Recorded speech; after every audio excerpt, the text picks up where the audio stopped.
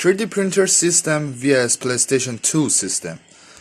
Alright, I mean in lens. Yeah. I mean in the head, yeah.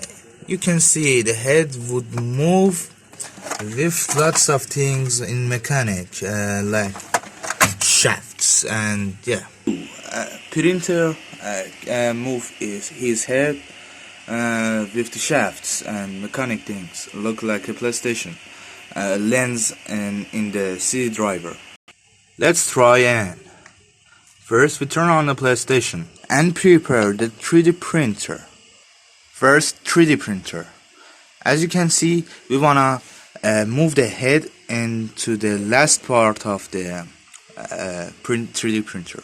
Let's see.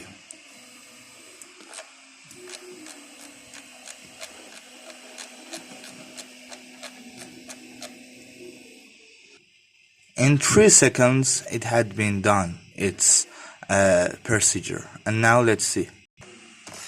As you can see, the lens moved and come back in only half a second. It is wonderful. Let's see again. We put this thing and remove this thing. You can see how fast it is, but only in this destination. Let's see how much is it. It is 18 millimeters. Now we wanna move the head of the 3D printer in only 80 millimeters. We should move the X and you can see it is 280. We should make it to be 200. Yeah, let's see. Oh, we made a mistake, and now we should put it to get. We should get it to be 100. Yeah.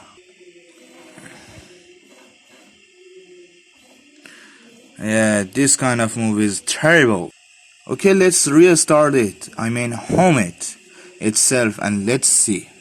We set the head on 18, and now we wanna only make it to go itself on itself's home. Let's see. Yup. And the home X. Let's see. 1, 2, 3. Uh-oh, 3D printer did this in 2.5 seconds. It is worse than a PlayStation 2. It is bad. Remember that I am single-hand man.